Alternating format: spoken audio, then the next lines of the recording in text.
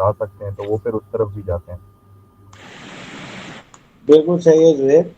और तुम्हारी बात से मुझे ये बात याद आई कि जब सोलर पैनल महंगे हुआ करते थे तो सोलर पैनल सिर्फ बिजनेस टू बिजनेस मार्केटिंग में इस्तेमाल होते थे। तो जब सोलर पैनल इतने सस्ते हो गए हैं तो लोग अपने घर में 20 लाख रुपए का सोलर पैनल लगा लें तो फिर वो उनको इलेक्ट्रिसिटी का बिल नहीं पे करना पड़ता। तो अब कंज्यूमर साइड को भी तवज्जो दे रहे हैं, अब वो B2B भी कर रहे हैं और B2C भी कर रहे हैं। अच्छा, टर्बाइंस में भी ऐसा होने वाला है, हो रहा है बल्कि मेरा पढ़ना है। ये जो बड़े बड़े टर्बाइंस हैं इससे तो आप बड़े पावर प्लांट्स लगाते हैं 100 मेगावाट के, 1000 मेगावाट के। लेकिन अब छोटे छोटे टर्बाइन लगाए जा रहे हैं, विंड टर्बाइन लगाए जा रहे हैं जो रोड साइड पे लगा दिए जाते हैं और वो फिर आपको विंड से थोड़ी थोड़ी एनर्जी करके देते हैं। और ये सारी जब आप एनर्जी कलेक्ट कर लेते हैं इलेक्ट्रिकल एनर्जी, तो मे बी 1 मेगावाट और समथिंग लाइक दैट हो जाता है। और ये चूँकि सस्टेनेबल है तो इसलिए इसका फ्यूचर ज़्यादा है और क्लीन है। इससे आगे हो सकता है कि विंड टर्बाइन आपको इवन सोलर को भी रिप्लेस कर दे। तो ये चीज़ें तो चलती रहती हैं टेक्निकल। ओके, जो बुक आप यूज़ करेंगे, क्या मैंने आप लोगों को किताब दी है? No sir. अच्छा जनाब, तो मैंने आप लोगों को किताब नहीं दी है, बैठ। पहले मैं किताब दे दूँ आप लोगों को। ठीक है। ये है आपका किताब।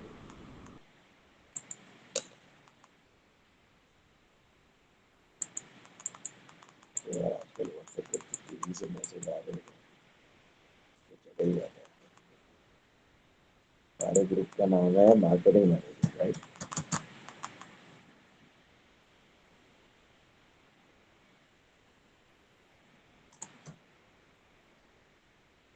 Marketing management group one. देखिए कि मार्केटिंग मैनेजमेंट B2B है, वो कौन है? खबर तो नहीं हो रही है।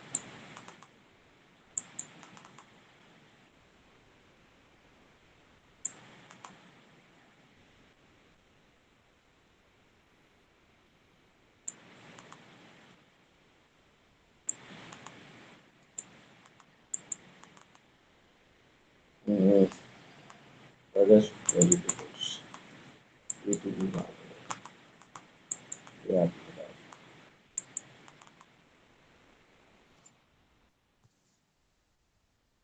ठीक है, अच्छी किताब है, स्प्रेंगर वालों की किताब बड़ी अच्छी होती है। ये मैंने आप लोगों को ऐड कर दिया। यार ये पीडीडी मार्केटिंग मैनेजमेंट 2 भी है, एजाज खालिद सभी 93।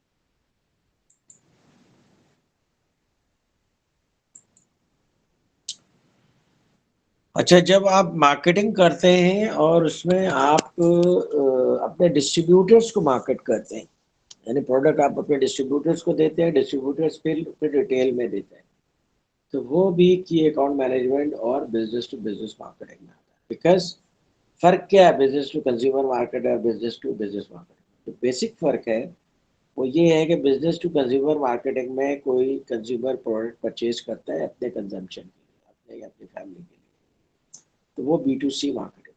लेकिन B2B मार्केटिंग में जब कोई प्रोडक्ट परचेज की जाती है तो बिजनेस पर्टिकुलरली अपने कंजम्पशन के लिए वो प्रोडक्ट परचेज नहीं करता, बल्कि प्रोडक्ट इसलिए परचेज करते हैं ताकि अपने एंड कस्टमर को सर्व कर सके। तो B2B का जो फोकस होता है वो बिजनेस होता है, और बिजनेस आप इसलिए परचेज करते हैं कि क्योंकि उन्होंने अपने बिजनेस में आपके प्रोडक्ट को कहीं पे यूज करना है।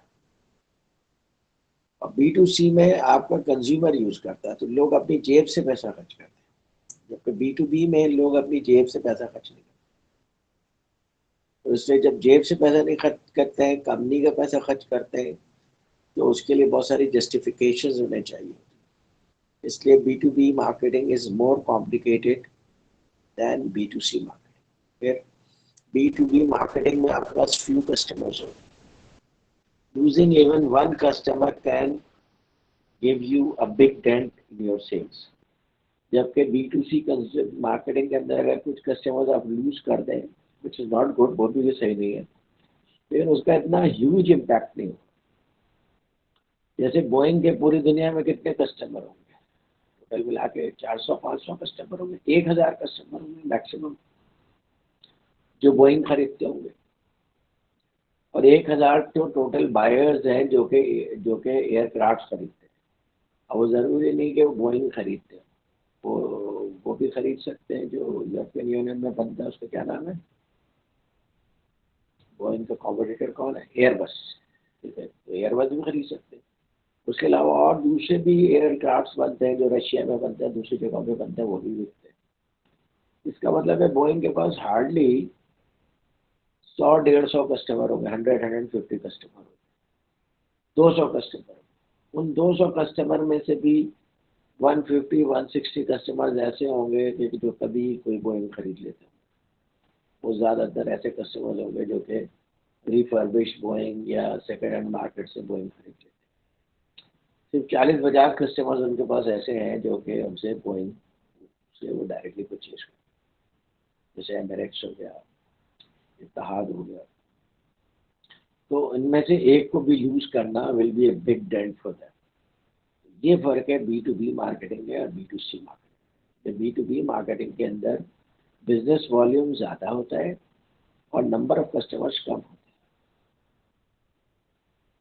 और B2C में बहुत ज़्यादा कस्टमर्स होते हैं लेकिन छोटे छोटे बिजनेस वॉल्यूम्स होते हैं, और उन बिजनेस वॉल्यूम्स को ऐड करके आपको एक बड़ा वॉल्यूम मिल सकता है।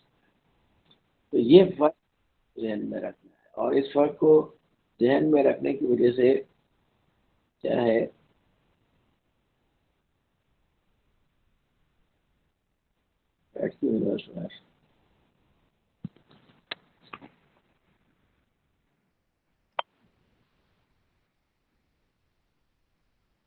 अस्सलाम वालेकुम Sumair, how are you?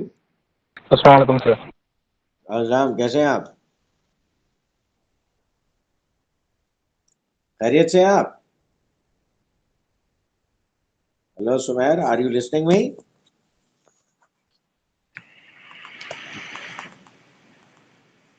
Hello Sumair, आपको मेरी आवाज़ नहीं आ रही है? बेहतर होगा कि आप मोबाइल से ज्वाइन कर लें।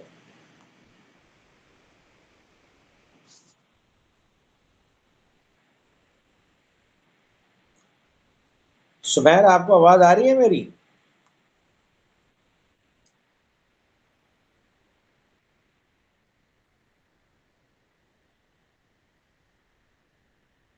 हेलो आप सुहेर, आपको आवाज़ आ रही है? रूसा, आपको आवाज़ आ रही है? जी सर, यस आवाज सर। सुमैर, आप टाइप करके बता दीजिए कि आपको आवाज़ आ रही है या नहीं आ रही है। आप मैसेज में बता दीजिए कि आपको मेरी आवाज़ आ रही है।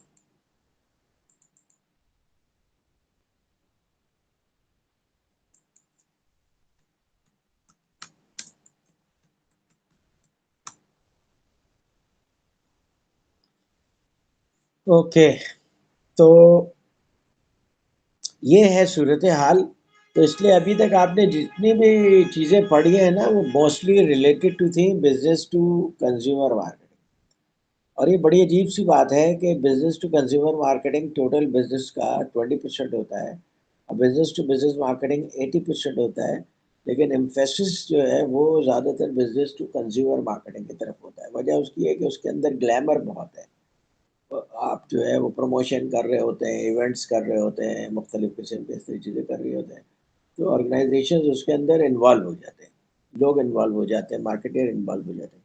अच्छा, B2B मार्केटिंग में सीरियस माइंडेड लोग होते हैं, एक्सपीरियंस लोग होते हैं, वो कुछ कस्टमर्स को डील कर रहे होते हैं। एंड दे नो कि each customer is very very important for us, तो वो इसलिए ज़्यादा फोकस्ड होते हैं, डायरेक्ट अपने कस्टमर से वन टू वन इंटरेक्शन कर रहे होते हैं, तो ऑर्गेनाइजेशन के अंदर इतनी ज़्यादा हाईलाइट नहीं हो रहे होते। और वो जो 10 12 15 लोगों की टीम होती है, हालांकि ऑर्गेनाइजेशन का 50-60%, 70%, 80% बिजनेस करके दे रहे होते हैं, और जो रिमेनिंग 100-150 लोगों की टीम होती है वो ऑर्गेनाइजेशन का 30-40% बिजनेस करके दे रहे होते हैं। लेकिन वो मार्केटिंग कोलेटरल प्रिपेयर कर रहे होते हैं, एडवर्टीजमेंट प्रिपेयर कर रहे होते हैं, प्रमोशंस प्रिपेयर कर रहे होते हैं, जो कि जाहिर है कि इंडस्ट्रियल मार्केटिंग वाले भी यूज़ कर सकते हैं। तो इंडस्ट्रियल मार्केटिंग भी कहते हैं इसको, B2B मार्केटिंग भी कहते हैं, और इसको पर्सनल सेलिंग भी कहते हैं, यानी इसका एक मेजर पार्ट है पर्सनल सेलिंग। अच्छा, अब ये ज़्यादा क्यों इंडस्ट्रियल मार्केटिंग इम्पोर्टेंट हो गया है, book I have shared with you, okay. और सुमेर मैं आपको इसी ग्रुप में ऐड कर दूंगा ताकि मुझे परेशानी नहीं हो और मैं एक ही दफ़ा लोगों को ऐड कर सकूं। तो इंशाल्लाह I will add you in this group, Sumer Sheikh. तो आपको मैंने ये टेक्स्ट बुक का नाम बता दिया है, टेक्स्ट बुक मैंने आपके साथ शेयर भी कर ली है। तो अब हम इंशाल्लाह इसका चैप्टर 1 स्टार्ट करते हैं। अभी चैप्टर 1 आपका स्टार्ट हुआ है कि why the big picture, why the going gets tougher. देखिए, जो कंज्यूमर मार्केटिंग में होते हैं ना, वो भी बहरहाल बिग पिक्चर देखते हैं, बिकॉज वो एक टर्बुलेंट इन्वायरमेंट में अपने कस्टमर्स कंज्यूमर्स को सर्व कर रहे होते हैं, और कंपटीशन भी आमतौर पे स्टिफ होता है, तो बिग पिक्चर तो वो भी देख रहे होते हैं। लेकिन उनके बिग पिक्चर देखने में ऑर्गेनाइजेशन की टॉप मैनेजमेंट भी इन्वॉल्व होती है। लेकिन इंडस्ट्रियल मार्केटिंग में जो लोग टीम काम कर रहे होते हैं वो एक तो छोटी टीम होती है, हर कोई कुछ कस्टमर्स पे फोकस होता है या कुछ ज्योग्राफी पे फोकस होता है। जनाब, आप पूरा पंजाब देखेंगे, आप पूरा सिंध देखेंगे, आप पूरा KPK देखेंगे, इस तरह से वो 4-5 लड़के होते हैं जो कि पूरे पाकिस्तान को देख रहे होते हैं। और ये आप देखेंगे जनरल इलेक्ट्रिक का भी जो यहाँ पे सेटअप है, उनका भी सेटअप इसी तरीके से है, और दूसरे इंडस्ट्रियल मार्केटिंग की जो कंपनीज है उनका भी सेटअप इसी तरीके से। अच्छा, आपको बिग पिक्चर देखना ज़रूरी ज़्यादा होता है इस वजह से इंडस्ट्रियल मार्केटिंग में, कि अभी दुनिया में बहुत ज़्यादा चेंजेस आ रही हैं, और कोविड के बाद तो आपने देखा कि और बहुत ज़्यादा चेंजेस आई हैं, और पूरा बिजनेस का सिनारियो चेंज हो गया। बहुत सारे बिजनेसेस तो फेल हो गए, ठीक है। अच्छा, तो बिजनेसेस फेल हो गए, उनकी जगह नए बिजनेस आ गए, कंपटीशन बहुत टफ हो गया।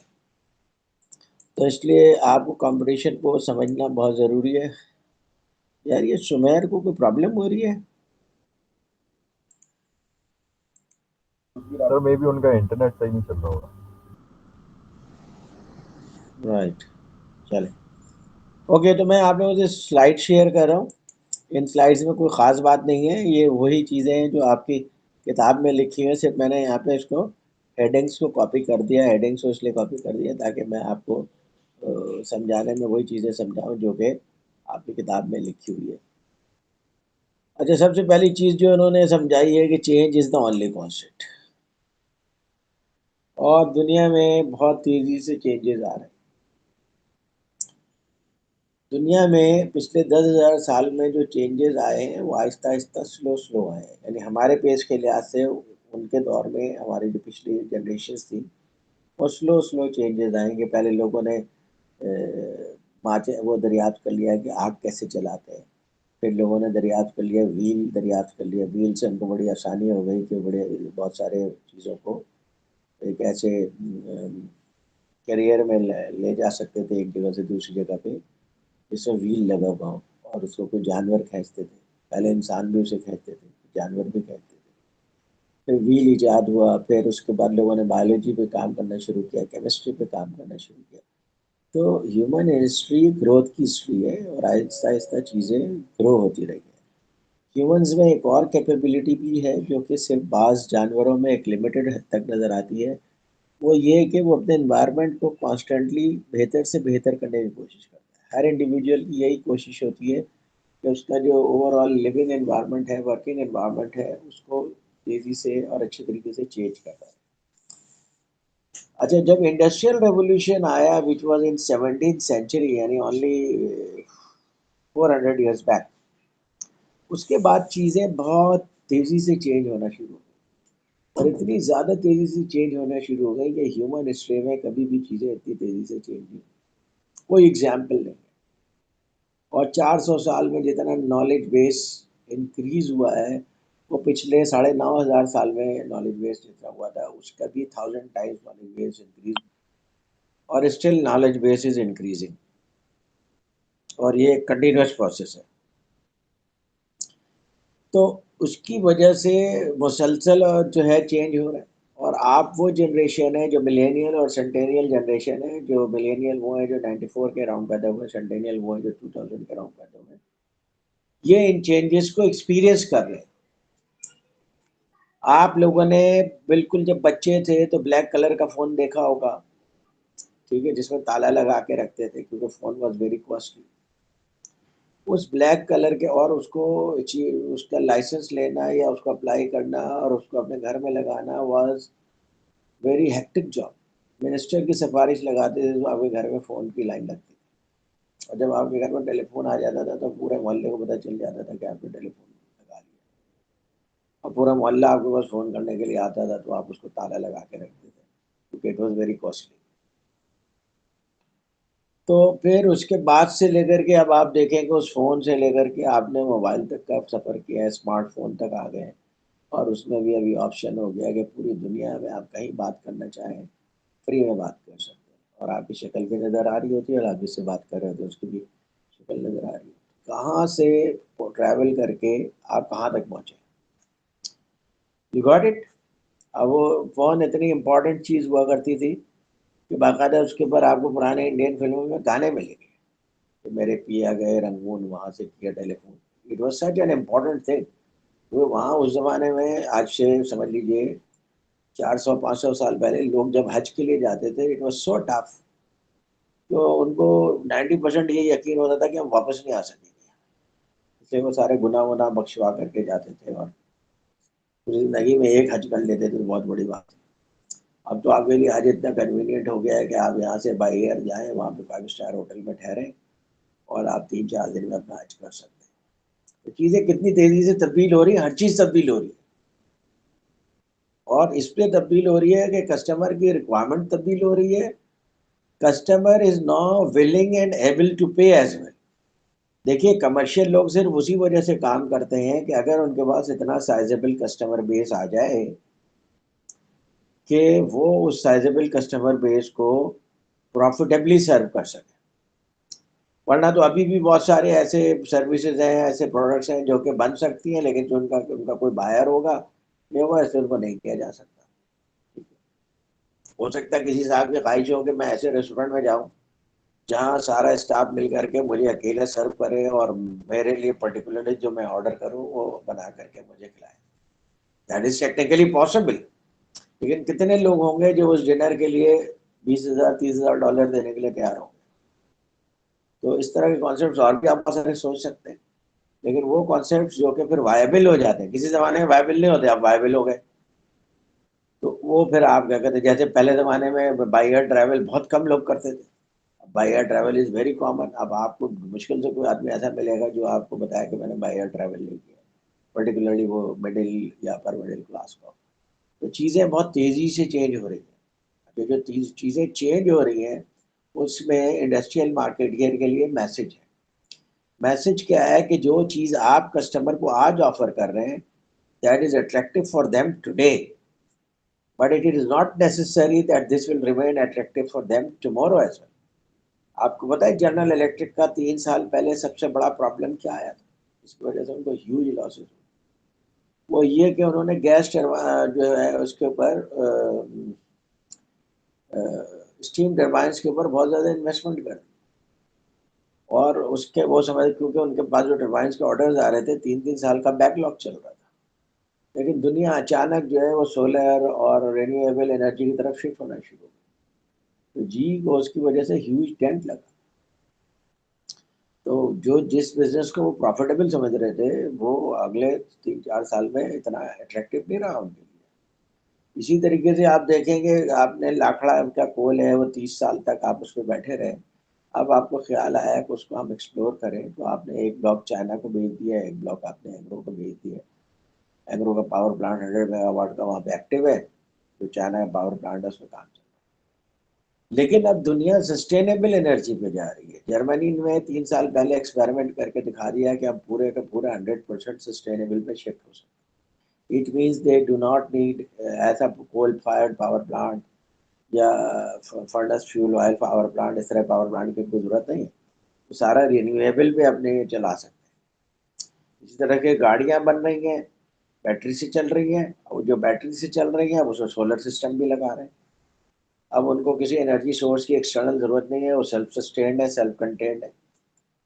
अब दुनिया जितनी इस तरह से तब्दील हो रही है तो कंपटीशन के लिए बड़ा स्टेप हो गया। और हमेशा you have to keep an eye कि अब नई चीज क्या आ रही है, अदरवाइज जो ऑफर आज कर रहे हैं कल कस्टमर के लिए अट्रैक्टिव नहीं रहती। नोकिया इस सिलसिले में बेस्ट बेस्ट एग्जाम्पल है कि उन्होंने चेंज को एक्सेप्ट नहीं किया। ये समझ रहे हो तुम लोग या नहीं समझ रहे हो? जी सर, बिल्कुल। लेकिन जब नोकिया ने चेंज का एक्सेप्ट किया था बहुत देर हो गई थी। बहुत देर हो चुकी थी वो, फिर काम काम खत्म हो गया था। Ali Tariq, you are in my class. आपने अमेरिका से ज्वाइन किया है? आपका नंबर यूएसए का है।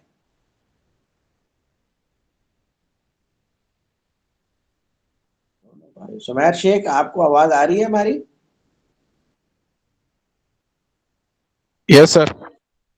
ओके। अभी मैंने किताब इन लोगों के साथ शेयर कर ली है, तो आप दोनों दूसरे ग्रुप में हैं, मैं आप दोनों को भी इसी ग्रुप में ऐड कर दूंगा, तो आपसे भी किताब शेयर हो जाएगी इंशाल्लाह, डोंट वरी। थैंक यू ठीक है? Sir. Okay, you are welcome. Mister Ali Tariq, आप आर यू श्योर कि आप मार्केटिंग मैनेजमेंट में हैं? आप इंडस्ट्रियल मार्केटिंग पढ़ रहे हैं? अगर आप रिप्लाई नहीं कर सकते तो आप कम से कम मैसेज पे कर दें। और ये अली तारिक के आईडी पे वो तो नहीं है कहीं, हमारी क्या नाम है, हलीमा सादिया, वो भी मिसिंग है। सर अली तारिक एक्सक्यूज साहब मी। हैं? सर अभी उनसे मेरी बात हुई है, वो ऑफिस में बस अभी 10 मिनट्स में ज्वाइन कर रही है। ओह, एक तो हलीमा की जॉब बहुत टफ है यार। जी अच्छा, सर। तो अली तारिक साहब इज समवन न्यू। तो अगर अली तारिक साहब आप अपना इंट्रो करा दें तो बड़ी मेहरबानी होगी। अभी हम ले रहे हैं 10 मिनट्स का ब्रेक, 15 मिनट्स का, तो आप लोग नमाज पढ़ लीजिए, फिर इंशाल्लाह हम कंटिन्यू करते हैं। Okay, okay okay sir. Sir. Thank you very much.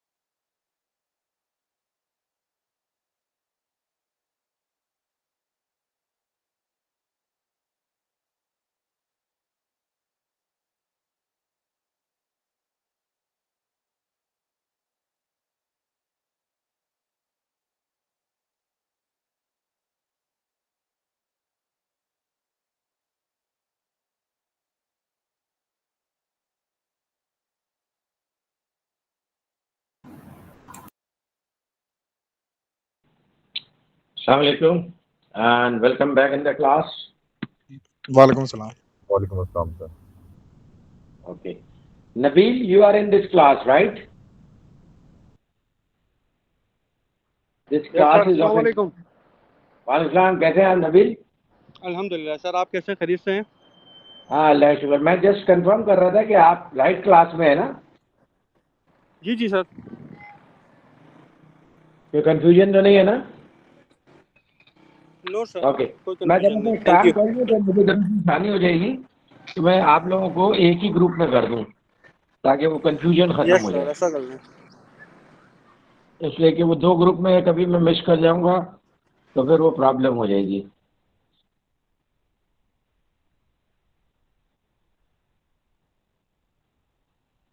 Marketing batch 1. अच्छा, इसके अंदर मैं ऐड कर देता हूँ बैच 1 में सबको कि इसको किसको ऐड करना है. एक Sumair Sheikh, right? Yes sir. Sumair, तुम तो प्रोडक्शन के हो यार.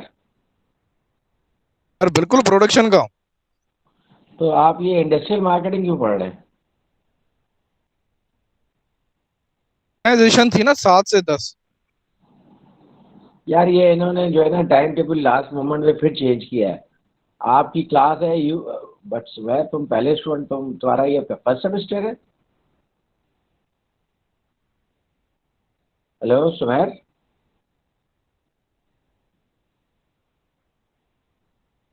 हेलो सर ये सुमैर. ऑर्गेनाइजेशन मैनेजमेंट नहीं है क्लास? नहीं नहीं, आपकी क्लास है 7 से 10. ओके ओके, सर, फिर हम रॉन्ग क्लास में. कोई मसला नहीं है. आप 7 बजे ज्वाइन कर लीजिएगा. मैं आपको यहाँ से हटा रहा हूँ. Okay sir, thank you. Okay welcome.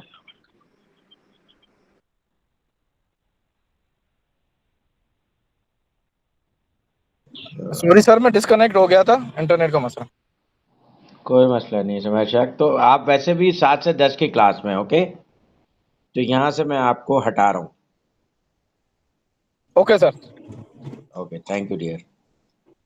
In fact ये ऐड ही नहीं हुआ है, क्या चक्कर है? Mohammed Jawad. Who is Mohammed Jawad?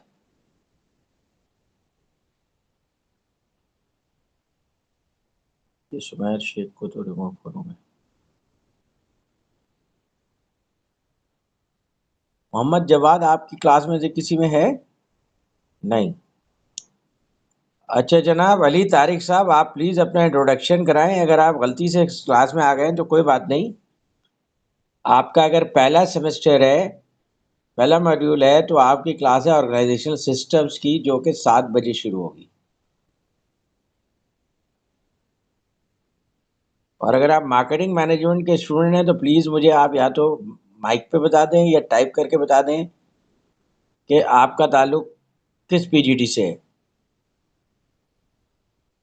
Because आप मेरे पास शो नहीं हो रहे हैं तो फिर मुझे आपको रिमूव करना पड़ेगा. अगर आप मुझे बताएंगे नहीं then I will remove you.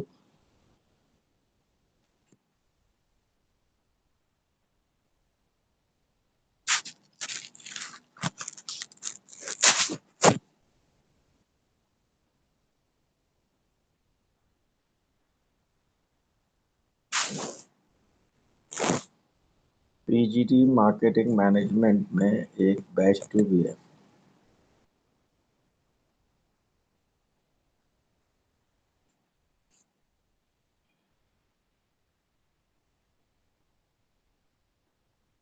फहराज Jilani, आपका मोबाइल नंबर चलेगा?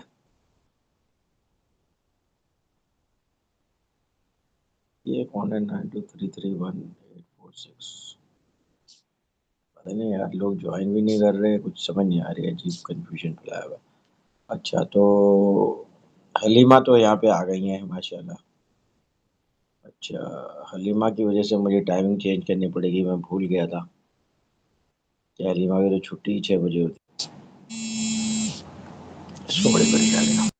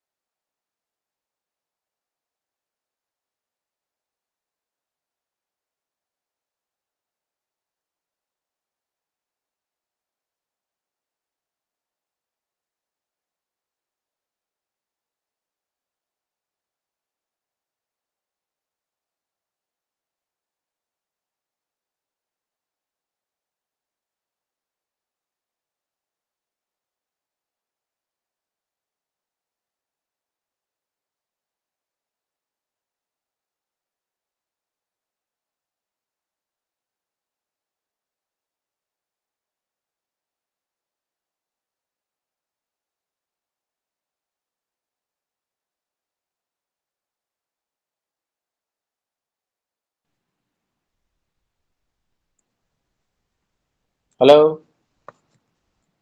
जी सर। तो इस क्लास में 3 ही स्टूडेंट है, राइट? जवाद है कोई? आप में से कोई जवाद को जानता है? No sir. चलो बस ठीक है, अब वो आएंगे तो देखेंगे। चलिए, you can see this slide, right? Yes sir. अच्छा, इंडस्ट्री एज बेनिफिशियरी। आपकी जो इंडस्ट्री है वो बेनिफिशियरी कैसे है कि देखिए, पुराने ज़माने में जो इंडस्ट्रियल मार्केटिंग होती थी, उसमें एक तो ये इशू था कि आप जिसको वो प्रोडक्ट सेल करते थे, उसको उस प्रोडक्ट के बारे में बहुत लिमिटेड नॉलेज होती थी। फिर कंपटीशन के बारे में भी बहुत लिमिटेड नॉलेज होती थी, क्योंकि उस ज़माने में इंटरनेट तो था नहीं, आज से 20-30 साल पहले। तो इसलिए उनके पास फ्यू बाय वो सेलर्स होते थे, जिसमें से उनको सेलेक्ट करना पड़ता था। लेकिन अब आप इंटरनेशनल सोर्सिंग कर सकते हैं, पूरी दुनिया से आप सोर्स पता कर सकते हैं, at the best cost, at the best price, at the most opportune time आप परचेज कर सकते हैं। ये सब इंटरनेट रेवोल्यूशन की वजह से हुआ है। तो जो B2B मार्केटिंग में इंडस्ट्री ओवरऑल एज बेनिफिशियरी है। अच्छा, पहले ज़माने में क्या होता था कि मार्केट इम्परफेक्शन होती थी। मार्केट इम्परफेक्शन किस चीज़ को कहते हैं? जब सेलर और बायर दोनों या किसी एक को परफेक्ट नॉलेज ना हो प्रोडक्ट के बारे में, प्राइस के बारे में और कंपटीशन के बारे में, तो उसकी वजह से मार्केट इम्परफेक्शन आती है। मार्केट इम्परफेक्शन की वजह से क्या होता है कि बायर के पास लिमिटेड चॉइसेस होती है, उसको प्राइस की भी पूरी नॉलेज नहीं होती है, तो वो हो सकता है कि ज़्यादा प्राइस में ख़रीद ले।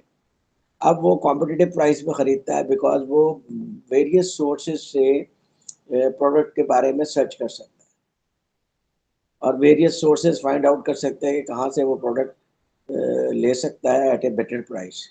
तो इसलिए अब इंडस्ट्रियल मार्केटिंग में जो पहले जो लोग बहुत ज़्यादा सक्सेसफुल हुआ करते थे, हाई मार्जिन पे प्रोडक्ट सेल कर देते थे, अब उनके लिए गोइंग इज टफ। तो इसलिए वो इंडस्ट्री को बेनिफिट हो रहा है, लेकिन इंडस्ट्रियल मार्केटियर के लिए ये डिफ़िकल्ट होती जा रही है ये फील्ड। अच्छा, इंडस्ट्रियल मार्केटिंग बहुत अच्छी फील्ड है और प्रोफेशन के लिहाज से भी बहुत अच्छा प्रोफेशन है। रीज़न इज़ कि आप इवन पाकिस्तान में भी कोई एवरेज लेवल की कंपनी में इंडस्ट्रियल मार्केटिंग में B2B मैनेजर के तौर पे या की अकाउंट मैनेजर के तौर पे ज्वाइन करते हैं, तो एक एवरेज इंडस्ट्री भी आपको 2 से 2.5 लाख रुपए पे करेगी, प्लस गाड़ी, पेट्रोल, मेंटेनेंस, मोबाइल, ये सारी चीज़ें। फिर आप थ्रू आउट पाकिस्तान जहाँ भी ट्रैवल करेंगे तो अच्छे होटल में रहना, खाना-पीना, ये सब कंपनी की तरफ से होता है। तो ये इसलिए जो B2B मार्केटिंग है, इसके अंदर आपको एक तो सारे इंडस्ट्रीज़ का एक्सपोज़र हो जाता है और प्लस आपके लिए ये प्रमोशन के लिए भी बहुत अच्छा एरिया होता है, अपॉर्चुनिटी होती है। मैंने काफ़ी अर्से B2B मार्केटिंग में काम किया है और बहुत सारे प्रोडक्ट्स मैंने पूरे पाकिस्तान में सेल किए हैं। इसी वजह से पाकिस्तान में शुगर इंडस्ट्री है, सीमेंट इंडस्ट्री है, पावर प्लांट्स हैं, रिफाइनरीज़ हैं, ये सब लोग मुझे बहुत सारे लोग इसमें जानते हैं, क्योंकि मैंने यहाँ पे काफ़ी अर्से काम किया है B2B मार्केटिंग का। मैं इंशाल्लाह आप लोगों को पाकिस्तान के B2B मार्केटिंग का भी scenario from time to time बताता रहूँगा। But it's a good area to start a career. और इसमें पहले सिर्फ लड़के काम करते थे, अब जो नया ट्रेंड आया है इसके अंदर लड़कियां भी काम कर रही हैं, तो लड़कियों के लिए भी एक अच्छा प्रोफेशन है ये। दुनिया में जो ट्रेंड जा रहा है वो प्रोडक्शन से सर्विसेज की तरफ जा रहा है। अगर आप पाकिस्तान की इकनॉमी देखें तो पाकिस्तान की इकनॉमी में 25% जो है वो एग्रीकल्चर है, 25% इंडस्ट्री और 50% सर्विसेज है। अमेरिका की इकनॉमी में 78% सर्विसेज है, 2% एग्रीकल्चर है और 20% इंडस्ट्री है। इकनॉमी जितनी ज़्यादा सोफिस्टिकेट होती चली जाती है, सर्विसेज की तरफ उसका जो है वो बढ़ता चला जाता है, परसेंटेज सर्विसेज की बढ़ती चली जाती है। तो जब सर्विसेज की परसेंटेज बढ़ती चली जाती है तो अब B2B मार्केटिंग में आपके लिए प्रोडक्ट से ज़्यादा सर्विसेज की सेलिंग का स्कोप है। आप देखें कि आपके पास बहुत सारे इंश्योरेंस एजेंट आते हैं जो आपको डिफरेंट प्लान बताते हैं कि जनाब ये सर्विस आप ले सकते हैं। फिर बैंक की बहुत सारी सर्विसेज है जो पहले बैंक मार्केट नहीं करता था, क्योंकि उस बैंक वैसे ही बहुत अच्छा प्रॉफिट कमा रहा होता था। अब बैंक चूँकि रिटेल बैंकिंग में आ गए हैं, बैंक्स में बहुत कॉम्पिटिशन है, तो बहुत सारे आपको प्रोडक्ट्स और सर्विसेज आपको मार्केट करते हैं। तो इसलिए आपके करियर में इस बात का बहुत ज़्यादा इम्कान है कि आपको सर्विसेज मार्केटिंग में ज़्यादा अपॉर्चुनिटी मिलेगी। और अगर आप प्रोडक्ट मार्केटिंग भी कर रहे हैं तो उसके साथ सर्विसेज मार्केटिंग अटैच्ड है। रीज़न है कि अब लोग प्रोडक्ट नहीं खरीदना चाहते, आप कहते हैं कि फुल पीस ऑफ माइंड होना चाहिए, आप प्रोडक्ट भी बेचें हमें और पूरे जितना भी हमने उसका लाइफ स्पैन कैलकुलेट किया 10 ईयर्स 15 ईयर्स 20 ईयर्स, उस पूरे लाइफ स्पैन में आप हमें मेंटेनेंस की भी सर्विसेज दें, स्पेयर पार्ट्स की भी सर्विसेज दें, इंस्टॉलेशन की भी सर्विसेज दें। अब पूरे लाइफ की कैलकुलेशन करके देखते हैं कि अब अगर हम इस पूरा कॉन्ट्रैक्ट जनरल इलेक्ट्रिक को दे देते हैं प्रोडक्ट प्लस सर्विसेज का, उससे हमें कितना बेनिफिट मिलेगा। क्योंकि ऑर्गेनाइजेशन लीन स्ट्रक्चर पे काम करना चाहती है। एक टरबाइन के लिए वो अगर पूरा स्टाफ रखते हैं तो दैट इज मोर कॉस्टली, इसलिए वो सर्विसेज भी साथ में ले रहे होते हैं। तो अब आप कोई प्रोडक्ट सेल करेंगे तो प्रोडक्ट सेल नहीं करते बल्कि उसके साथ सर्विसेज भी सेल करते हैं। अब बाद औकात तो सिर्फ प्योर सर्विसेज आप सेल करते हैं। जैसे मिसाल के तौर पे आप कहेंगे कि आगा खान एक सर्विसेज की इंडस्ट्री है, आपको हेल्थ केयर सर्विस देती है। तो ये बड़े बड़े ऑर्गेनाइजेशन से इनके की अकाउंट मैनेजर कांटेक्ट करते हैं, उनको प्रेजेंट करते हैं, जनाब अब अगर आप अपने तमाम एम्प्लॉयज़ को हमारे यहाँ फैसिलिटी दे दें हेल्थ केयर की, तो we will offer you this price and these benefits, ये सारी चीज़ें। तो बहुत सारी ऑर्गेनाइजेशंस के लिस्ट के ऊपर है आगा खान उसको डिस्प्ले भी करता है, जनाब ये ऑर्गेनाइजेशन हैं जिनके पर्सनल हमारे सर्विस लिस्ट में। ये कैसे आते हैं लिस्ट में? वहाँ पे कोई ना कोई की अकाउंट मैनेजर होता है, B2B मार्केटिंग मैनेजर होता है, या कई मैनेजर्स होते हैं जो इंडस्ट्री से कंटिन्यूसली कांटेक्ट करते रहते हैं और इस तरह के एग्रीमेंट साइन करते रहते हैं। And these agreements are more lucrative compare to जो एक इंडिविजुअल कस्टमर जाता है। क्योंकि अगर PPL से उनका एग्रीमेंट साइन हो गया, अब PPL में मिसाल के तौर पर 2000 लोग जॉब करते हैं, तो अब 2000 लोगों को किसी न किसी मेडिकल हेल्थ केयर की जरूरत पड़ती रहती है, उनकी फैमिली भी मिला ले तो 10,000 लोग हो गए। It's a big business. तो इसलिए अब ये इदारे भी B2B मार्केटिंग की तरफ ज़्यादा जा रहे हैं।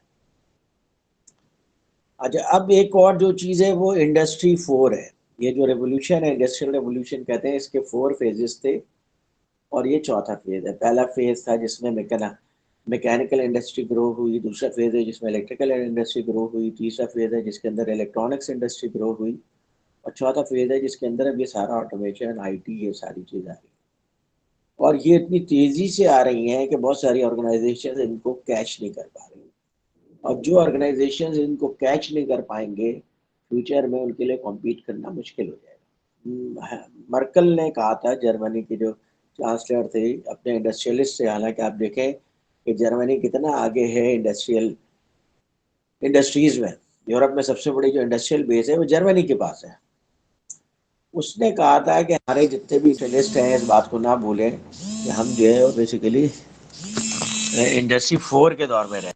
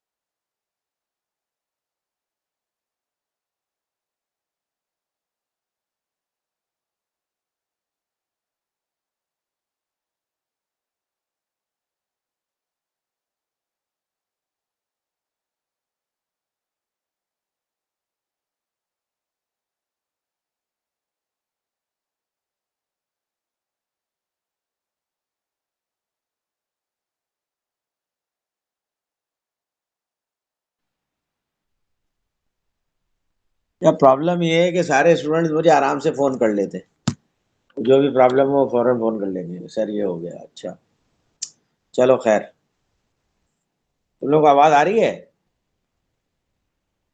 जी जी सर। सर। कुछ समझ में भी आ रहा है? ये बहुत अच्छा करियर है जुहैर, तुम तो समझ रहे होगे, मैं समझता हूँ काफ़ी बेहतर। और तुम्हारे लिए तो इसके अंदर बहुत अच्छा करियर है, क्योंकि तुम्हारी कम्युनिकेशन भी अच्छी है, पर्सनैलिटी भी अच्छी है, और तुम well groom well rounded personality है, तो तुम्हारे लिए तो इंडस्ट्री जज़ाकल्लाह सर, बहुत अच्छा जज़ाकल्लाह। करियर है। मतलब दुबई में अगर तुम you will find the right company, तो यू विल ग्रो इंशाल्लाह इन इंडस्ट्रियल इंशाअल्लाह मार्केटिंग। सर, दुआ करें हो बस। गया। और हलीमा तो उसमें से निकलेंगी नहीं। हलीमा कैसी हो तुम? अस्सलाम वालेकुम सर। क्या हाल है हलीमा? अल्हम्दुलिल्लाह सर, आप कैसे हैं? मैं ठीक बोलूंगा। तुम्हारी लाइफ कितनी टफ है भाई, मैं परेशान हो जाता हूँ। नहीं नहीं सर, वैसे आप भी सैटरडे को उधर भी कुछ काम ज्यादा था जा- तो 6 बजे आई हूँ। मैं करता हूँ कुछ टाइमिंग चेंज करता हूँ, इसलिए कि ये फेयर नहीं है तुम लोगों के साथ। तो मैं परेशानी हो जाती है, करता हूँ कुछ इंशाल्लाह। ये आज जा रहे पहला पहला वीक है, तो इंशाल्लाह मैं कुछ टाइम सर ऐसा टाइमिंग तुम्हारे लिए कर। किसी तरीके से ठीक ठीक है। नहीं रह सकते, टाइमिंग। जी सर। अच्छा, तो उरूषा तुम भी कुछ मेहनत करना शुरू कर दो। तुम कब तक ये लिहाफ ओढ़ के लेटी रहोगी भाई? जी सर, लाइफ में इंशाल्लाह। कुछ करके नहीं, इंशाल्लाह माशाल्लाह तो ठीक है, मैं कुछ करके भी तो दिखाओ। सर करती तो हूँ। क्या कर रही हो तुम? अभी लिहाफ ओढ़ के लेटी हुई लेक्चर अटेंड कर रही अल्लाह सर, आपको मुझसे ऐसी उम्मीदें। हो? फिर तो कैमरे में आ रहा है। सर ऐसा थोड़ी है, अच्छी उम्मीदें रखे ना, मैं आपकी अच्छी स्टूडेंट नहीं हूँ क्या? नहीं, अच्छी स्टूडेंट तो हो, लेकिन ये है कि तुम कुछ अच्छा करके भी तो दिखाओ ना, ताकि मैं मिसाल दूं कि देखो एक लड़की थी रूसा अखलाक, उसने पीजीडी किया मार्केटिंग मैनेजमेंट में, और उसके बाद फील्ड में जाकर जी छा सर, गई। जरूर। उसके स्टाइल से करने के स्टाइल से पता चलता था कि उसको इकबाल आजमी ने पढ़ाया था। इंशाल्लाह सर, इंशाल्लाह।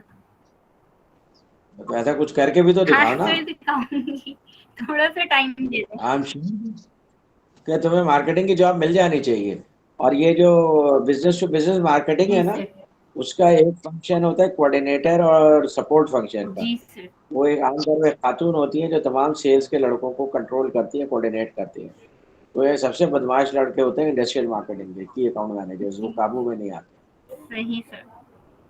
तो उनको सेल्स कोऑर्डिनेटर काबू में रखता है। बिल्कुल वो सर, बहुत बहुत शदीद ये क्या एक्सपीरियंस, बहुत शदीद, ये आप सही कह रहे हैं, एक्सपीरियंस रहा है। सेल्स कोऑर्डिनेटर जो होते हैं बहुत ही, एक तो फीमेल्स ही होती हैं यूजुअली, और बहुत एग्रेसिव नेचर होता है। काम उनका कुछ होता नहीं है, सिर्फ उनको रिपोर्टिंग करनी होती है कौन क्या कर रहा है। मुझसे पंगे करते रहते हैं कि आप फील्ड में गए नहीं गए, क्या किया नहीं किया, सेल्स क्यों नहीं आ रही है, कितनी कोटेशन फिल की, ये सारी चीजें यही करते रहते हैं ना। बिल्कुल तो सर। हाँ, चलो तो अगर उरूसा आ जाएगी तो उरूसा तो बहुत सीधी सादी है, तो तुम लोग तो घुमा दोगे। सेल्स के जो इंडस्ट्रियल मार्केटिंग के लड़के होते हैं ना उरूसा, जी सर। वो दोपहर को 2 बजे आते हैं, मुंह के ऊपर पानी के छींटे मारते हैं, बाल उलझा लेते हैं, पैरों को मिट्टियों में रगड़ते हैं, मिट्टी में रगड़ते हैं। और सर उसके डरा बाद रहे हैं आप मुझे? नहीं नहीं, मैं तुम्हें बता रहा हूँ इनकी हरकतें क्या हैं। फिर उसके बाद ऑफिस जो है हाँफते कांपते पहुंचते हैं, टाइट हीलिंग करते हैं। ऐसा लगता है ये पता नहीं 3 इंडस्ट्रीज को, 3 कस्टमर को विजिट करके आ रहे हैं, हालांकि वो घर से सो के उठ करके आ रहे होते हैं। अल्लाह अल्लाह। हाँ, तो इसलिए तुम्हें ये कंट्रोल करना आसान काम थोड़ी है, वो भी हाँ जुहैर जैसी जी जगह। सर। बहुत तुम्हें प्रिसाइजली डिस्क्राइब किया आपने वैसे इस सिनेरियो को। समझे? तो ऐसा ही आसान काम नहीं है कोऑर्डिनेशन का। सर ये भी अंदाजा एक हो रहा है, जिस तरह आपने डिस्क्राइब किया, आइडिया हो रहा है मुझे। आइडिया हो रहा है ना, तो तुम यहाँ सेल्स कोऑर्डिनेशन में भी जॉब ढूंढ सकती हो। As a good area for female. ठीक है सर, और इंशाल्लाह। इसमें वर्क फ्रॉम होम का भी पोटेंशियल है। ठीक है सर। अगर ये है कि आप ये समस्या के एंड तक you have to find a job. ठीक है, ओके सर, जब तक कि तुम इंशाल्लाह। जॉब करोगी तो तुम प्रोजेक्ट में पास नहीं होगी। सर ये आप मुझे डरा रहे हैं? नहीं, मैं आपको हकीकत बता रहा हूँ, डरा कह रहा हूँ। सर मतलब ये तो इनडायरेक्टली आपने मुझे डरा दिया है। नहीं, मैं डायरेक्टली डरा रहा हूँ, इनडायरेक्टली क्यों डराऊंगा? हाँ ये भी सही कह रहे हैं सर, डायरेक्टली। हाँ, तो चलिए आप करें, कुछ कुछ करके दिखाएं लाइफ में। ये क्या मतलब है? आप एक प्रोफेशनल डिग्री ले रही हैं और आराम से घर में बैठी हुई हैं, ये क्या बात हुई भाई? तो सर देखिए, डिग्री तो ले रही हूँ ना, एबिलिटी तो है मुझ में। तो इस डिग्री का अचार डालना है क्या हमने? सर अलमारी में सजा के रख देनी है।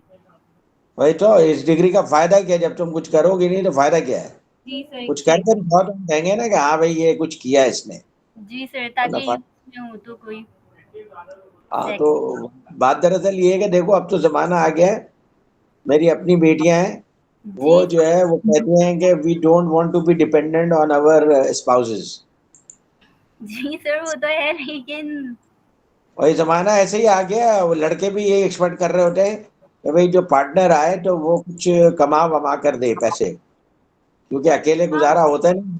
आजकल इतनी ज्यादा जो चीजें महंगी हो गई हैं, अकेले जी कहाँ सर, अब गुजारा होता बहुत ज्यादा हो गई है। जी है। सर। तो हो सकता है कि आपकी अम्मी आपके ऊपर मेहरबान हो, आपके भाई आपके ऊपर मेहरबान हो, आपको जॉब ना करने दें, लेकिन जी ये है कि अगर आपके हस्बैंड ने कहा कि नहीं भाई आधा आधा खर्चा तुम्हारा, जैसे मेरी बेटी है ना, उसकी शादी हो गई, दोनों बेटियों की शादी हो गई, तो जी उन्होंने अपने अपने हस्बैंड के साथ तय किया हुआ है कि भाई ये खर्च तुम करोगे, ये खर्च मैं करूंगी, और घर में अगर झाड़ू पोछा मैं करूंगी तो बर्तन तुम धोगे।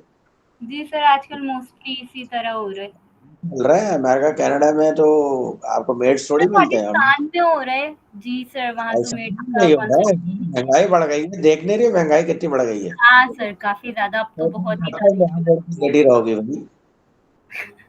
जी यू सर, मैं नीड टू आपको फाइंड। गुड न्यूज देती हूँ कि मैं जॉब पे लग गई हूँ। हाँ, I am waiting for that good news. और हलीमा इंशाल्लाह। तुम इसको कहीं पे लगाओ भाई, जुहैर तुम इसको कहीं पे कोई बिगनिंग लेवल की जॉब पे लगा दो यार, जहाँ पे इसको थोड़ा सा वक्त ना मैंने लगे। किया था पहले कराची में, लेकिन अब ये कि मार्केटिंग एजेंसी ट्राई कर सकती हैं डिजिटल मार्केटिंग के अंदर, वही आपने जैसे मेंशन किया था वर्क फ्रॉम होम के देखो हलीमा ऑप्शन। कितनी अच्छी जॉब कर रही है, हलीमा को इतने अच्छा एक्सपीरियंस हो रहा है। आज से 2 साल बाद वो मैनेजर बन जाएगी, हम लोगों को बचाने की भी नहीं। मेहनत कर रही है नहीं बच्ची। सर, ऐसा क्यों है? बिल्कुल पहचानूंगी। पहचानोगी, पक्की बात है। गुड। जी तो ये दूसरा वो किसी जगह पे लगाओ ना भाई, ये जाया हो रहा है टैलेंट। कम से कम पता तो चले ना कि इसमें टैलेंट है भी कि नहीं है। सर मैं क्या आपकी इस समझे? बात पे खुश हुई थी, आपने कहा टैलेंट जाया हो रहा है, और अब आपने टैलेंट पे शक भी कर लिया। प्रूव करके दिखा भाई। हम तो कहते हैं ठीक है भाई, घोड़ा भी इधर है, मैदान भी उधर है, इधर है, तो अभी प्रूव करके दिखा दो। सर आपने ये अच्छी बात की थी ना, टैलेंट जाया हो रहा है, फिर आपने कहा पता नहीं टैलेंट है भी या नहीं। इस पे मैं वो तो डिसएग्री हूँ। जब फील्ड में आओगी तो पता चलेगा ना कि टैलेंट कितना है, कितने पानी में सर हो। आपकी फ्रेंड हूँ, ये होना काफी नहीं है। नहीं, it's not enough, you have to prove it. इंशाल्लाह सर, आई विल। तो हमारा 2 महीने का टाइम है to find out a good job. और ओके। तुमने जॉब ज्वाइन नहीं की तो तुम्हारा प्रोजेक्ट पे पास नहीं होगी जब तक के तुम। और ओके। सर जुबेर भाई और हलीमा का भी नहीं होगा। हलीमा का क्या नहीं होगा? जी हलीमा तो कह रही जॉब हूँ, कर रही है। तो ये भी तो बोले जुबेर भाई और हलीमा का भी नहीं करेंगे, ताकि नहीं नहीं, जुहैर जॉब कर रहा है, हलीमा जॉब कर बात रही है। चलो ही तो कुछ हक तो बनता है ना। ये चाह रही हैं कि ये हम सब मिलके इनकी जॉब करवाएं, उसके बाद ही सबके प्रोजेक्ट क्लियर होंगे। हाँ तो जाहिर है क्लास की रिक्वायरमेंट है कि you must be on A job, because ये मेरे लिए एक बहुत ज्यादा, मेरे माथे पे एक कलंक का टीका है कि 1 साल पढ़ने के बाद जो है ना बच्चा जॉब पे नहीं लगे।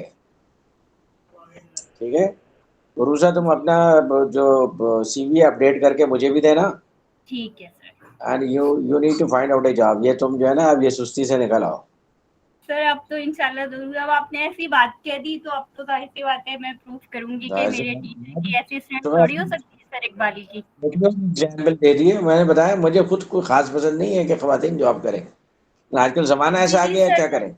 अब दूसरी बात यह है कि आपको आ गया है कि वर्क फ्रॉम जी होम करें। जैसे मेरी दोनों बेटियां हैं, वो एक ऑस्ट्रेलिया में एक अमेरिका में, वो दोनों वर्क फ्रॉम होम करती ठीक हैं। है सर। तो लेकिन तुम भी सर कर इनसे सकती हो। नहीं हो बड़े पाएगा, इनसे क्या? इनसे नहीं हो पाएगा। इनसे नहीं हो पाएगा। लो भाई, रूसा जुहैर ने तो एचआर का सर भाई एक्सपर्ट है आपको जुहैर। कुछ ऐसी लगी है। उसने कह दिया कि मैं इनसे नहीं हो पाएगा। उनसे अब बोले मैं क्या इसका कहूँ, मैंने जवाब कुछ नहीं तो कहा। दे, आप देखिए ये बोल के चुप हो गए, क्यों नहीं हो पाएगा रीजन। तो भाई प्रूव करें, आप अगर गलत कह रहे हैं तो। प्रूफ देख लो करवाने भाई, के वो कह रहा है पड़ेंगे कि प्रूफ। कि मैं प्रूफ। भाई जुहैर एचआर का एक्सपर्ट, और and we trust in Zuhair. तो बात ही अगर जुहैर कह रहा है मैं तो इट कैसे कैन। प्रूफ करूं, उन्होंने तो कह दिया नहीं हो सकता। है ना, तो अब तुम प्रूव हिम रॉन्ग ओ, कि भाई नहीं मैं कर सकती हूँ, ये देखो ये मैं जॉब कर रही हूँ इस कंपनी में, और ये देखो इतना इंपॉर्टेंट काम कर रही तो हूँ। सर आप तो उनको जिस दिन नहीं जाते, फाइंड आउट करें कि वो किस बेस पे कह रहे हैं। इसी बेस पे कह रहे हैं कि आपने अभी तक कुछ करके नहीं दिखाया है। और किस बेस पे कह रहे हैं? लो सर, रीजन आपको उनसे पूछना चाहिए, ये तो गलत बात हो गई। यही रीजन नहीं, है ना। नहीं कर सकती, यही रीजन यही है। आपको बोलना चाहिए था कि मैं कल से अप्लाई करना शुरू करती हूँ। सीवी आज बना के मैं कल से अप्लाई करना शुरू करती हूँ। आप इसके लिए पूछे जा रही है कि रीजन क्या है। और क्या, पूरा साल गुजर गया और तुम सोती रही हो। सर कुछ टाइम के लिए की थी ना, फिर छोड़ दी। नहीं तो कोई हमारे ऊपर एहसान थोड़ी किया था, कुछ टाइम पे ही किया था। वो देखो हलीमा बेचारी लगी हुई है शुरू से, और वो इसने हिम्मत नहीं हारी है। वो सर देखिए, बताओ, मैं वो आपको इतने कैसे प्रूफ कर दूं आपकी आपकी क्लास के बाद मैं अप्लाई करती हूँ। चलो वेरी गुड, बस कुछ करके दिखा देना हमारी जिंदगी में। इंशाल्लाह सर, अल्लाह ताला आपको लंबी जिंदगी दे, सेहत और आफियत के साथ। आमीन। तो बात ये है कि इस सेमेस्टर में, इस मॉड्यूल में आई एम एक्सपेक्टिंग 2 डिनर्स। एक तो जो हम लोग कलेक्टिव डिनर करेंगे इंशाल्लाह वो, और एक रूसा की तरफ से अपनी फर्स्ट जॉब की पहली सैलरी होगा। ओके, जी सर, जरूर, चलो गुड, इंशाल्लाह। We are anxiously waiting for that. Okay sir. और जोहेर ने तो तुम्हें चैलेंज कर ही ओपन दिया है कि चैलेंज मुझे तो सर, पोटेंशियल ओपन नजर नहीं आ रहा है। चैलेंज। वही तो जोहेर ने कह दिया मुझे तो कोई पोटेंशियल नजर नहीं आ रहा है। एचआर का आदमी कह दे तो ये बड़ी सीरियस बात होती है भाई। अगर मीटिंग में ये कह दे, इंटरव्यू में ये कह दे जोहेर बैठा वो, तो फिर तो हायर नहीं होगा ऐसा आदमी जिसके बारे में जोहेर ये रिमार्क दे दे कि मुझे पोटेंशियल नजर नहीं आ सर विलिंगनेस ही नजर नहीं आ रही। रहा, विलिंगनेस भी नजर नहीं आ रही। उसने शो तो दोनों करूंगा चीजें चैलेंज कर दी, ना एबिलिटी है ना विलिंगनेस है, तो जोहेर सर कह फिर रहा है। तो मैं लिस्ट से ही एबिलिटी पे क्वेश्चन नहीं है मेरा। हाँ एबिलिटी क्वेश्चन नहीं कर रहा मैं विलिंगनेस क्वेश्चन कर रहा हूँ। हाँ सही बात है, देख लो। चलो एबिलिटी पे तो उसने चलो फिर भी भरोसा कर लिया, ये भी बड़ी सर, बात है। ये तो चले ये एहसान आपसे का भी पढ़ा है ना एक साल भरोसा से, इस है। वजह से। नहीं नहीं, है वो सर से पढ़ा है, इस वजह से मैं एबिलिटी पे क्वेश्चन नहीं कर रहा। तो भाई मैं तो जोहेर की बात को बहुत ज्यादा वेट करता हूँ, देता हूँ भाई, वेटेज देता हूँ, समझ गए तुम। अच्छी बात अब है। जोहेर कह रहा है तो भाई वो एचआर का एक्सपर्ट आदमी है, आई नो दैट। जी जी सर, देखे लेकिन आपकी स्टूडेंट हूँ तो कुछ तो होगा ना टैलेंट, वरना आप एक्सेप्ट ही नहीं करते एज ए स्टूडेंट। तो वो वही तो कह रहा है कि मैं एबिलिटी पे शक नहीं कर रहा हूँ, नहीं कर रहे मैं क्या आपकी परफॉर्मेंस पे शक कर स्टूडेंट रहा हूँ। हूँ। चलो करके बताया तो कि दो, दुनिया को बता दोगे तुम मेरी स्टूडेंट हो। इंशाल्लाह सर, अच्छी परफॉर्मेंस दे के बताऊंगी कि आपकी स्टूडेंट हूँ। चलो हम वेट कर रहे हैं भाई, हमें तो सिर्फ ये फायदा है जरूर कि तुम एक डिनर करा दो। सर, इंशाल्लाह। चलो ऑल द बेस्ट, गुड, इंशाल्लाह। ठीक है, तो ये अभी हमने थोड़ी सी चीज़ें पढ़ ली हैं। ये जो है ये हम डेटा एनालिटिक्स वगैरह ये चीज़ें कल इंशाल्लाह क्लास में डिस्कस करेंगे। तो मेरे ख्याल में क्लास में एक दो और बच्चे हैं, किसी वजह से शायद कोई कंफ्यूजन हुई है, लेट मी चेक। इन 3 भी हैं तो कोई बात नहीं है। तो कल आप लोगों की क्लास है इंशाल्लाह, तो कल आप लोगों की क्लास कितने बजे? सर कल 4 से है ना? सर कल तुम लोगों की क्लास है 4 से 6, ठीक है, ओके। और थोड़ा सा you may expect schedule change, क्योंकि मैं हलीमा को भूल गया था। मुझे याद तो था स्टूडेंट थी जिस टाइमिंग का होता, तो मैं टाइमिंग ऐसे करूंगा जो हलीमा को सूट करे। सर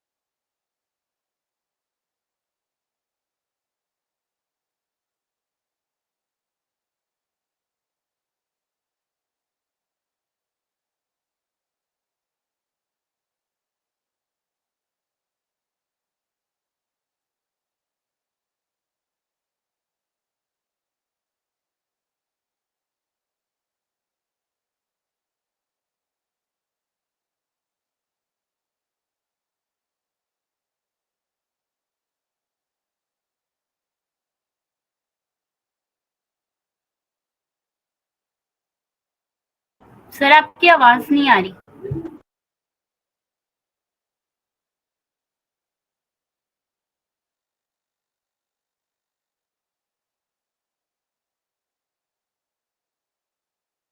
सर माइक म्यूट हुआ हुआ है, आपकी आवाज नहीं आ रही।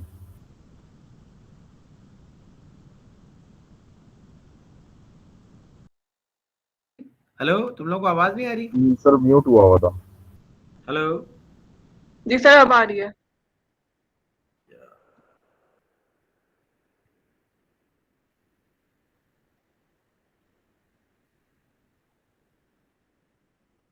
यार बीच में फोन आ जाता है।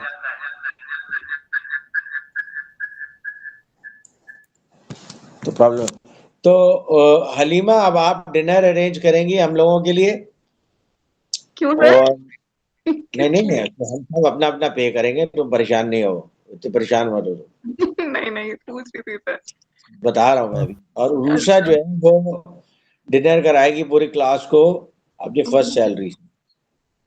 जी सर जरूर इंशाल्लाह। चलो ऑल द बेस्ट। तो इंशाल्लाह कल मुलाकात होती है। Okay, take care. हलीमा, मैं तुम्हारे लिए टाइमिंग को एडजस्ट कर दूँ इंशाल्लाह। सर नहीं, ठीक, मसला नहीं है। बस इस सैटरडे का था, अगले सैटरडे से 4:30 तक ऑफ हो जाएगा, तो 5 से 7 सही है टाइमिंग। सही। जी सर, टाइमिंग जी सही सर। है।